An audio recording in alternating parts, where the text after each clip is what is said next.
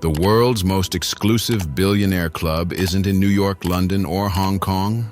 It's right here in the Arabian Peninsula, where ancient traditions meet modern excess in ways that would make even Silicon Valley titans look modest.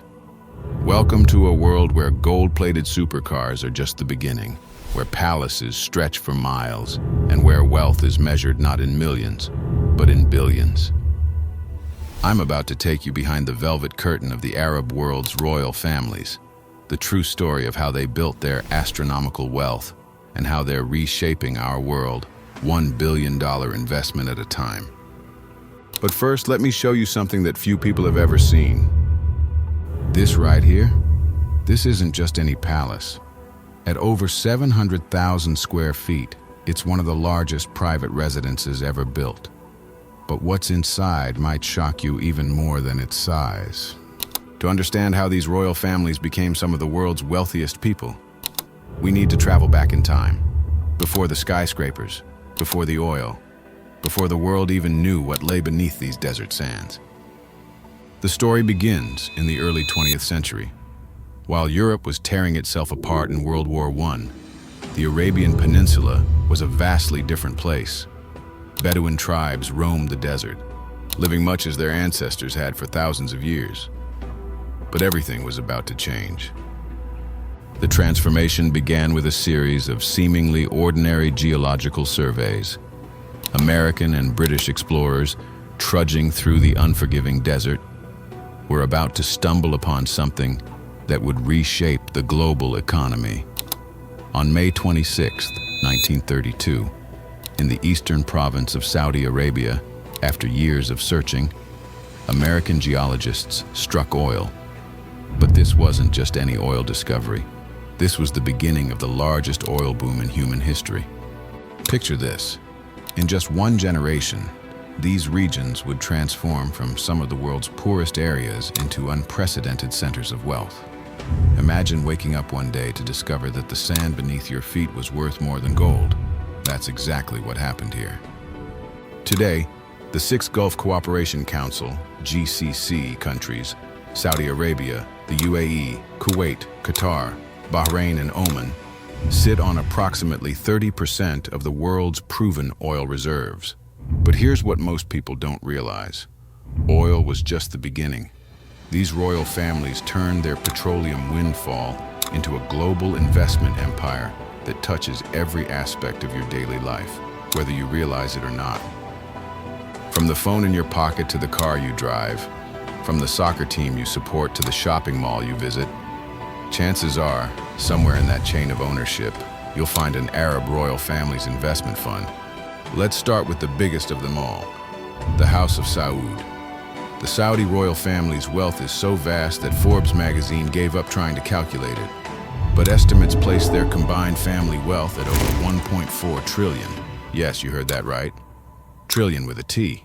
To put that in perspective, that's more than the GDP of 180 countries. King Salman bin Abdul Aziz Al Saud, the current ruler, presides over a family of about 15,000 members. But here's where it gets interesting. Only about 2,000 of them control the majority of this wealth. Let me break down how this works. The Saudi royal family's wealth flows through multiple channels. 1. Saudi Aramco, the world's most valuable company, worth over $2 trillion. The royal family maintains direct control over this oil giant, which produces more than 10% of the world's oil. 2. Real estate holdings. The family owns some of the world's most expensive properties, including a $300 million chateau in France, multiple London mansions worth over $1 billion combined, entire districts in major cities worldwide. 3. Private investments. Through various investment vehicles, they hold stakes in major tech companies like Uber and Tesla, global banking institutions, entertainment companies and media outlets, healthcare and biotechnology firms. 4th, state budget allocations. As rulers of the kingdom, they receive significant allocations from the national budget for maintaining royal palaces, travel, and personal expenses. But perhaps the most fascinating figure in the Saudi royal family today is Crown Prince Mohammed bin Salman, often called MBS. Since his rise to power, he's been on a mission to transform Saudi Arabia through his Vision 2030 initiative. This isn't just another government program, it's a $3.2 trillion plan to completely reinvent an entire nation. Take NEOM, for example, a $500 billion mega-city project that sounds like something out of a science fiction movie. But let me break down what they're actually building. The Line, a 170-kilometer-long city without cars, streets, or carbon emissions. Trillionaire, a year-round ski resort in the desert, complete with artificial snow. Oxagon, the world's largest floating industrial complex. Sindala, a luxury island destination rivaling the Maldives. But here's what makes NEOM truly unprecedented. It's not just about building infrastructure. The plans include flying taxis and autonomous vehicles, an artificial moon for nighttime illumination, robot dinosaurs as tourist attractions, vertical farms for food production, cloud seeding for artificial rain. It's either the future of urban living or the world's most ambitious vanity project. Only time will tell. But NEOM is just one piece of the puzzle. The Saudi royal family is simultaneously developing the Red Sea Project, a luxury tourism destination across 28,000 square kilometers. Qiddiya, the world's largest entertainment city. King Salman Park, 4 times the size of New York's Central Park. Sports City, including Formula One tracks and world-class stadiums. But if you think Saudi Arabia is the only game in town, wait until you hear about the United Arab Emirates. The UAE is actually a federation of 7 emirates, each with its own royal family. But 2 stand out above the rest: Abu Dhabi and Dubai. Let's start with Abu Dhabi's Al Nahyan family. Their wealth, estimated at over $150 billion. Sheikh Khalifa bin Zayed Al Nahyan, who passed away in 2022, oversaw the transformation of Abu Dhabi from a fishing village to a global powerhouse. But the real story isn't just about the numbers. It's about how they achieved this transformation. In the 1960s, Abu Dhabi was so underdeveloped that many buildings didn't have electricity or running water. The current ruler's father, Sheikh Zayed, used to personally visit every household to understand their needs.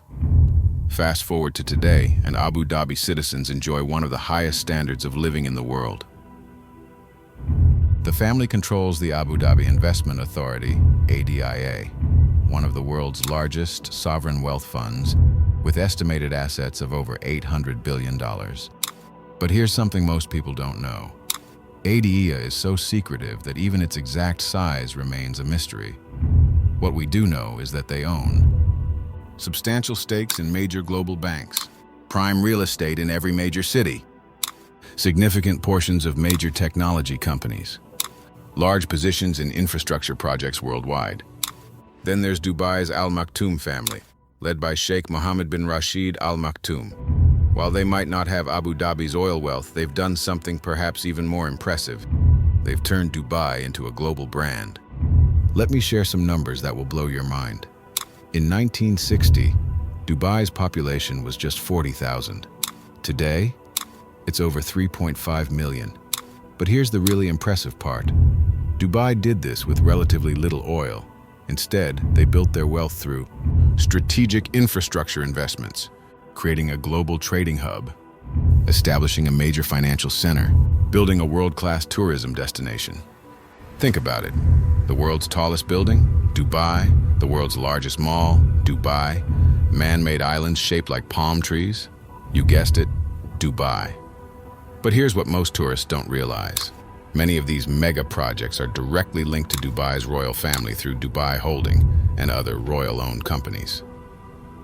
Let me break down some of the Al Maktoum family's most ambitious projects. First, Burj Khalifa. Height, 828 meters. Cost, $1.5 billion.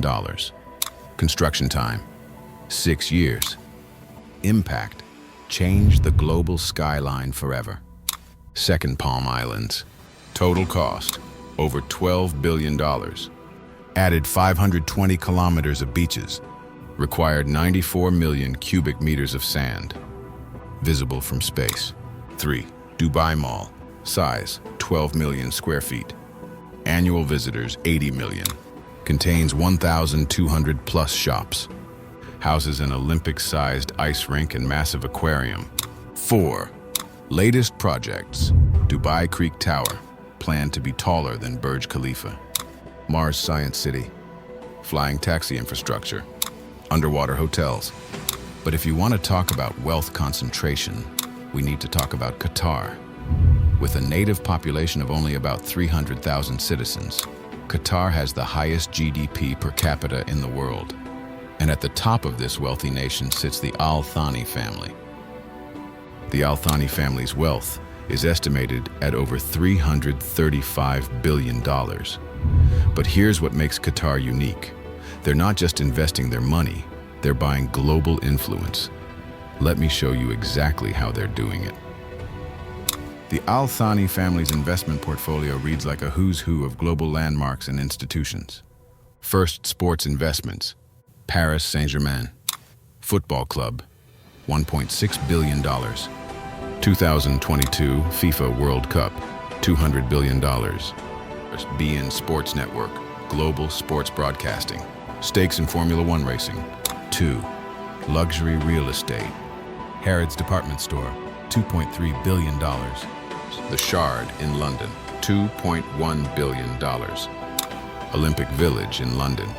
Multiple luxury hotels worldwide. 3. Financial investments. Major stakes in Barclays Bank, Volkswagen Group, Credit Suisse, Shell Oil Company. 4. Cultural investments. Museum of Islamic Art, National Museum of Qatar, Qatar National Library, Education City. Through the Qatar Investment Authority, the royal family controls over $450 billion in assets. But here's something most people don't realize. Their investment strategy isn't just about making money. It's about making Qatar indispensable to the global economy.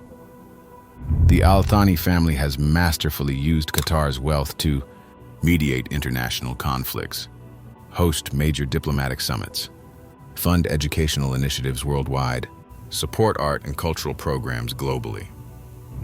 Before Dubai's skyscrapers and Qatar's World Cup, there was Kuwait. The Al Sabah family has ruled Kuwait since 1752, making them one of the longest reigning dynasties in the Middle East. Their story is particularly fascinating because they were the first to show the world how to turn oil wealth into lasting financial power. The Kuwait Investment Authority, controlled by the Al Sabah family, manages over $700 billion in assets. But here's what makes Kuwait fascinating. They were investing globally long before it was cool. In 1953, Kuwait opened an investment office in London. Why? Because they were already worried about what would happen when the oil ran out. That's right. They were thinking about the post-oil economy, while most of the world was still falling in love with cars. The Al Sabah family's investment strategy has always been more conservative than their neighbors, focusing on blue-chip stocks, government bonds, prime real estate, infrastructure projects. But this conservative approach paid off during various financial crises, protecting Kuwait's wealth when others struggled. But the really interesting story isn't about what these royal families have done. It's about what they're doing next. We're watching a massive transformation in real time. Saudi Arabia's public investment fund is pumping billions into electric vehicle manufacturers, artificial intelligence research, biotechnology startups, space technology. Meanwhile, Dubai is positioning itself as a global crypto hub, a center for blockchain innovation, a testing ground for flying taxis, a pioneer in sustainable urban development. And here's the most ironic twist. Some of the world's biggest investments in renewable energy are coming from these oil-rich monarchies. UAE's Masdar City, $22 billion sustainable city project. Saudi Arabia's solar power initiatives, $200 billion investment. Qatar's solar energy farms. Kuwait's renewable energy targets. But no story about wealth would be complete without looking at its impact on ordinary people. While these royal families have undoubtedly transformed their countries, questions remain about wealth distribution and social development. The gap between the ultra-wealthy and everyone else is particularly stark in these countries. Consider these statistics. Citizen unemployment rates in some Gulf countries exceed 15%. Millions of foreign workers face challenging conditions. Income inequality is among the highest in the world. Housing costs in major cities are increasingly unaffordable. However, it's worth noting that several Gulf countries are implementing reforms. Saudi Arabia's Saudization program, UAE's labor law reforms, Qatar's minimum wage legislation, Kuwait's economic diversification efforts. So what's next for these billionaire royals? The answer lies in how they're preparing for a world beyond oil. Each royal family is taking a different approach. Saudi Arabia, $500 billion NEOM project, $800 billion tourism development, $200 billion renewable energy investment, $100 billion technology sector development. UAE, Mars colonization program, quantum computing research, artificial intelligence development, sustainable city initiatives. Qatar, education and research investment, sports industry development, cultural institution building, technology sector growth. Kuwait, financial sector expansion, infrastructure modernization, educational reform, healthcare system development. The story of the Arab world's royal families is more than just a tale of astronomical wealth. It's a story of transformation, ambition, and survival. From Bedouin tents to space programs, these families have overseen one of the most dramatic economic transformations in human history. But perhaps the most interesting chapter of this story is yet to be written. As the world moves away from oil, these royal families are racing to reinvent their economies and secure their legacies for future generations. The question isn't whether they'll remain wealthy. With trillions in assets, that's almost guaranteed. The real question is, how will they use that wealth to shape our world in the decades to come? This has been Billionaire Royals of the Arab World Exposed.